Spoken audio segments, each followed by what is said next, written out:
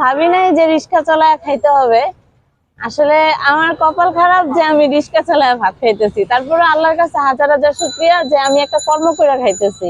অনেক মেয়েরা আছে যারা মানে পেটের দায়ে খারাপ কাজে লিপ্ত হয়, অন্তপক্ষে আমি খারাপ কোনো কাজে লিপ্ত হই না। এটা আমার নিজের কাছে নিজের গর্ব মনে হয় যে আমি আসলে খারাপ মেয়েদের মতো লিপ্ত হই না। মেয়ে মানুষ বইলা ঠকায়া যায়, গাড়ি ভাড়া যেখানে 50 টাকা সেখানে 20 টাকা দেয়, এরকমও আছে। আর যারা ভাড়া দেয় এরকম তো সব সময় হয় না, ঠকানোটাই আর কি বেশি হয়, কিন্তু জিতানোটা হয়েছে কম। যাদের ভিতরে আল্লাহ মানে মনুষ্যত্ব দিছে, যাদের ভিতরে ঈমান ঠিক আছে, তারাই অবশ্য দেখে যে একটা মেয়ে মানুষ হয়ে কষ্ট করতেছে। অবশ্যই আমার ফ্যামিলিতে ওইরকম কোনো কষ্ট আছে বিধায় আমি কাজটা করতেছি, এটা সবাই বুঝে না। যারা বুঝে তারা তো দেখেই।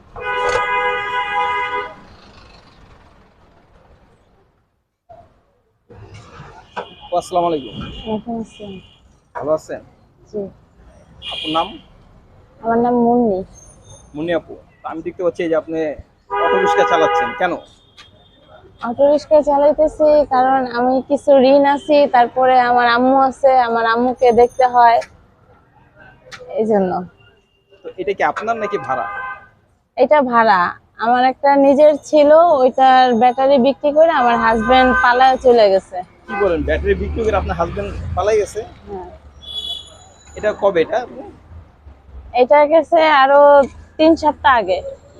3 সপ্তাহ আগে? হ্যাঁ। তো আপনি যে মেয়ে মানুষ হয়ে যে অটো রিক্সা চালান, সমস্যা হয় না? সমস্যা বলতে মানুষের সমস্যা করে না, কিন্তু এখন রাস্তাঘাটে ভাড়া কম, আমাদের ইনকাম কম, ভাড়া চালায় পোষাইতে পারতেছি না। তো আরো অনেক কিছু করা যায়। আপনি অটো রিক্সা কেন চালাচ্ছেন বা এটা কিভাবে শিখলেন একটু বলবেন? অনেক কিছু করতে গেলে যদি কারোর কাছে চাকরি করতে যাই, নানান মানুষে নানান ধরনের অফার করে, নানান মানে অনেক, ওইটা বিরক্ত ফিল একটা কাজ। আর এটা একটা স্বাধীন কাজ। হয়তোবা আমাকে একটা কথা বলতেছে কেউ বাহিরের থেকে অচেনা লোক, সে আবার বইলা চলে যেতেছে, তার সাথে আমার রেগুলার দেখা হয় না। আর কোনো চাকরিতে গেলে তার সাথে আমার রেগুলার দেখা হবে, তাহলে ওইটা আরো বেশি মানে জ্বালা যন্ত্রণা।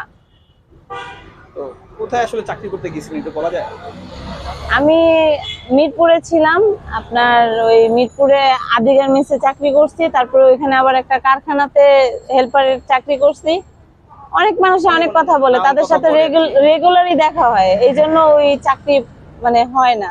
তো আসলে এই অটো রিক্সা ঢাকা শহরে মানে চালাতে গিয়ে তা আসলে শিখতে হয়, কারণ ওইভাবে না ভালো না ড্রাইভার হলে আসলে ঢাকা শহরে আসলে আহ, কেউই চালাতে পারবে না। আপনি কিভাবে শিখলেন? এটা আমি শিখছি আমার আম্মু, যখন আমরা ছোট ছিলাম তখন আমার আম্মু আর ওই রিক্সার গ্যারেজে নাইট গার্ডের ডিউটি করতো, ওইখান থেকে রিক্সা নিয়ে নিয়ে চালায় তারপরে শিখছি। তারপরে অটো রিক্সা ছিল, ওই অটো রিক্সাও চালাইতাম। তার মানে আপনি ছোটবেলায় থেকে এগুলো মোটামুটি চালাতে পারতেন, হ্যাঁ। কিন্তু কখনো ভাবছেন যে আসলে ঢাকা শহরে একটা মেয়ে মানুষ হয়ে, কারণ ঢাকা শহরে আমরা যারা দেখি মানে যারা রিক্সা চালায় বা অটো চালায় সবাই পুরুষ, মেয়ে হাতে কোনো হয়তো দুই একজন দেখা যায়, তার মধ্যে আপনাকে দেখলাম। এরকম কখন ভাবছেন যে ঢাকা শহরে আসলে আপনি অটো রিক্সা চালাবেন? না, কখনো ভাবি নাই যে রিক্সা চালায় খাইতে হবে। আসলে আমার কপাল খারাপ যে আমি রিক্সা চালায় ভাত খাইতেছি। তারপরে আল্লাহর কাছে হাজার হাজার শুকরিয়া যে আমি একটা কর্ম করে খাইতেছি। অনেক মেয়েরা আছে যারা মানে পেটের দায়ে খারাপ কাজে লিপ্ত হয়, অন্তপক্ষে আমি খারাপ কোনো কাজে লিপ্ত হই না। এটা আমার নিজের কাছে নিজের গর্ব মনে হয় যে আমি আসলে খারাপ মেয়েদের মতো লিপ্ত হই নাই। তো আপা একটু আগে বললেন যে আপনার হাজবেন্ড আপনার যে একটা অটো রিক্সা ছিল সেটা ব্যাটারি সে চুরি করে নিয়ে বিক্রি করে চলে গেছে, এই সম্পর্কে একটু যদি বলতেন। এখন আমার অনেক টাকা ঋণ আছে, আমাকে না বইলা চলে গেছে। মানে আমাদের অবস্থা খুব খারাপ। তার আগের একটা ওয়াইফ আছে, তার 2টা বাচ্চা আছে, সেই বাচ্চাকে আমি খরচাপাতি দিতাম, চালাইতাম। তারপরে সে আমাকে ব্যবহার করার ক্ষেত্রে সে পরে বুঝতে পারছে যে ব্যবহার করতেছে, এই জন্য পরে চলে গেছে। উনি উনি বুঝতে পারছে যে আমি এটা বুঝে ফেলাইছি। এখন আমার গাড়ির ব্যাটারি বিক্রি করে একবারে চলে গেছে। এখন আমি হয়ে গেছি একটা মানে অসহায় ধরতে গেলে।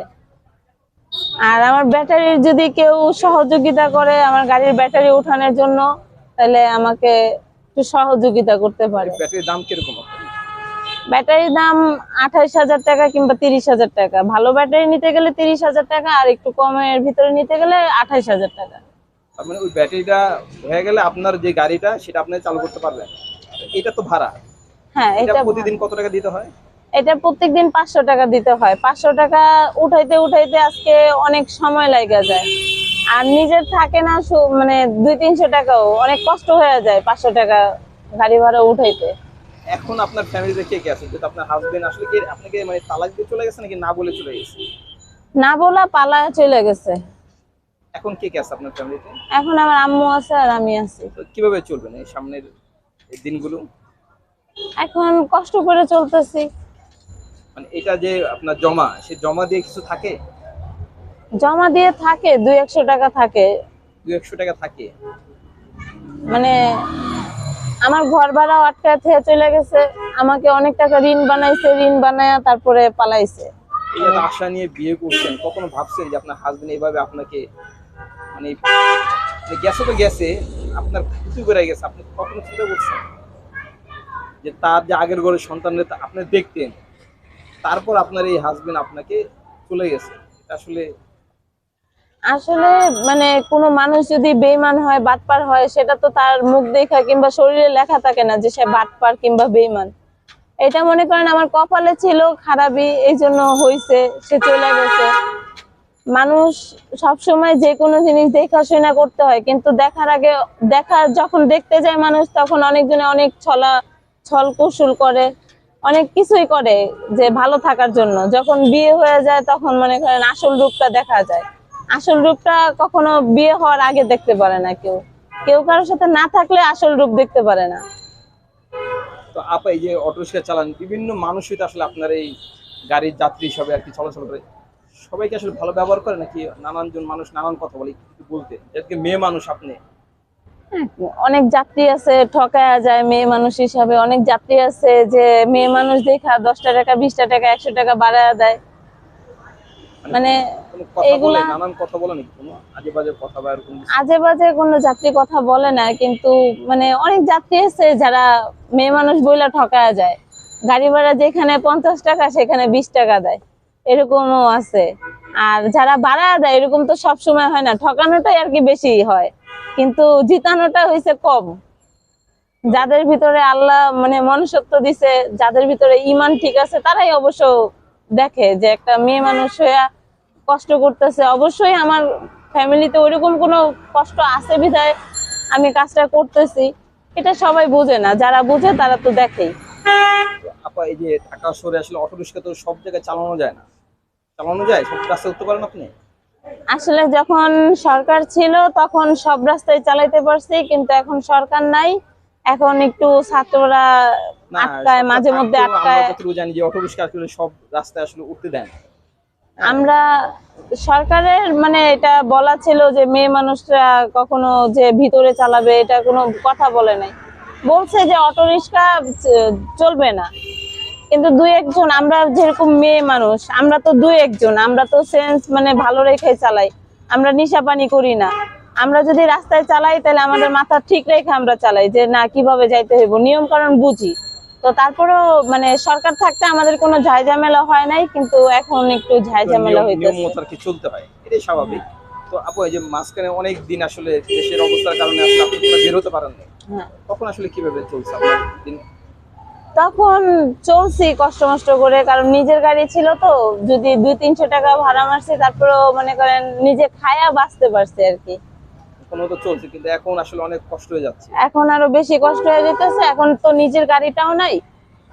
এখন সব থেকে মানে সমস্যাতে আছি অনেক। সমস্যাটা বোঝা যাচ্ছে। তো আপনি আসলে রাত্রেও কি চালান গাড়ি? রাত্রের 12টা পর্যন্ত চালাই, 12টা 12টা পর্যন্ত 11টা। চালান? হ্যাঁ। কোনো সমস্যা না রাতের বেলা? কারণ রাতের বেলা তো আসলে ঢাকা শহরে নীরব হয়ে যায়, তখন একটা মেয়ে মানুষ। না, এখনো সমস্যাতে পড়ি নাই, কারণ আল্লাহ যদি চায় সমস্যাতে ফালাইতে তাহলে অবশ্যই পড়বো। আর যদি আল্লাহ না চায় তাহলে তো সেক্ষেত্রে সমস্যাতে পড়ি না। তো এই যে ঢাকা শহরে যে আপনি অটো রিক্সা চালান, তো অটো রিক্সা আপনার মতো মেয়ে কি আরো আছে নাকি? আমি তো ওরকম দেখি না। আছে, খুব কম আছে কম মেয়ে মানুষ। আছে না? হ্যাঁ। কয়েকজন আছে। তো আপা এই ভিডিওটা যারা দেখবে তাদের উদ্দেশ্যে কিছু বলার আছে আপনার? তাদের উদ্দেশ্যে বলতে চাই যে যারা যারা আমার এই ভিডিওটা দেখবেন তারা তারা আমাকে যদি সহযোগিতা করেন আমার জন্য একটু উপকার হয়। অবশ্য গরিবের উপকার করার জন্য সবাই চায়, কিন্তু সবাই সুযোগ পায় না গরিবদের উপকার করতে। যদি কেউ আমাদেরকে উপকার করে আমাকে, তাহলে তাদের জন্য আমার সালাম রইলো। আর যারা উপকার না করবেন তাদের জন্য সালাম রইলো। আমাকে যদি কেউ সহযোগিতা করতে চান, আমার ফোন নাম্বার, আমার যে নাম্বারটা সেটা আমি দিয়ে দিতেছি, ভিডিওতে দিয়ে দিতেছি। আচ্ছা ঠিক আছে আপা, ভালো থাকবেন। আল্লাহ হাফেজ।